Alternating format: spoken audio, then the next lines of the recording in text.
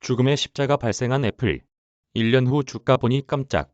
오미주는 오늘 주목되는 미국 주식의 줄임말입니다. 주가에 영향을 미칠 만한 이벤트가 있었거나 애널리스트들의 언급이 많았던 주식을 뉴욕 증시 개장 전에 소개합니다. 미국 시가총액 1위 기업인 애플이 6일 신제품과 신기술 개발 주의를 소개하는 세계 개발자 회의를 개막했다. 이 행사는 오는 10일까지 이어진다. 이날 애플은 새로운 운영체제인 iOS 16과 자체적으로 설계한 2세대 칩인 M2를 선보였다. 또 맥북 에어와 맥북 프로, 애플페이 등을 공개했다. CNBC는 WWDC가 진행되는 이번 주 애플의 주가 움직임이 증시 전체의 방향성을 결정하는 데 중요한 분기점이 될 것으로 전망했다. 미국 증시가 지난 5월 19일 저점을 마련하고 반등한 가운데 오는 10일 발표되는 미국의 지난 5월 소비자 물가지수와 더불어 애플의 WWDC가 증시, 특히 기술주에 대한 투심에 지대한 영향을 미칠 것이란 예상이다. T3Live.com의 수석 전략 책임자인 스콧 레들러는 애플은 S&P 500 지수와 나스닥 100 지수 등 주요 지수에서 가장 큰 비중을 차지하기 때문에 애플이 하락하면 시장이 상승 견인되기 어렵다며 기술적으로 애플 주가가 148달러를 회복하는 것이 중요하다고 말했다.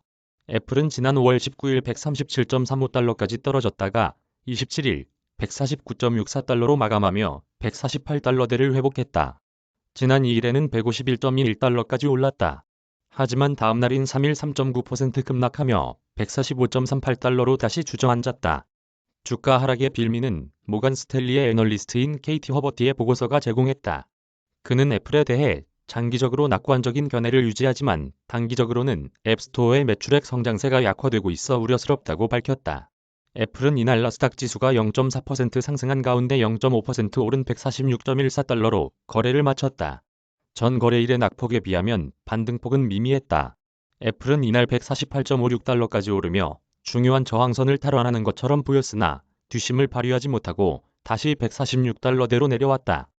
T3Live.com의 레들러는 S&P 500 지수가 이날 4121.43으로 마감한 가운데 지난주 고점인 4176을 뚫고 올라가야 반등 기조가 유지될 수 있다며 애플의 주가 움직임이 중요하다고 지적했다.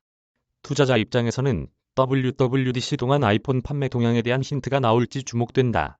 뉴스트리트 리서치의 글로벌 기술 인프라 리서치팀 대표인 피에르 퍼라그는 WWDC 동안 휴대폰 판매 동향에 대한 암시가 있으면 애널리스트들이 애플의 내년 휴대폰 매출액을 전망하는 기준이 될 것이라고 밝혔다.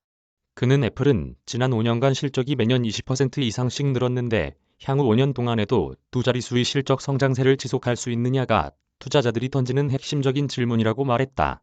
블리클리 어드바이저 그룹의 수석 투자 책임자인 피터 부크바르는 현재 애플이 3가지 커다란 이슈에 직면해 있는데 투자자들은 아직까지 이에 대한 답을 얻지 못하고 있다고 지적했다. 세 가지 이슈란 인플레이션이 높은 가운데 소비자들의 지출 여력과 애플 제품에 대한 수요, 중국의 코로나19 봉쇄와 중국 경제 성장세 둔화가 애플 사업에 미치는 영향, 부품 공급망 상황이다. 부크바르는 WWDC에서 이에 대한 긍정적인 소식이 나올 것이란 기대감이 상당히 높은 것으로 보인다고 밝혔다. 이와 관련 JP모간은 이날 애플의 생산 발주부터 납품까지 조달 기간을 조사한 결과 안정적이었다며 비중 확대 의견을 유지했다.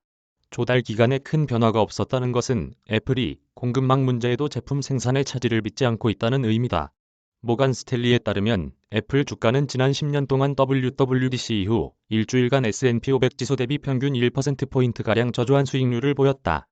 그러나 최근 3년간은 WWDC 이후 일주일간 애플의 주가 수익률이 S&P 500 지수를 4%포인트가량 앞섰고 WWDC 이후 한 달간은 8%포인트가량 앞섰다.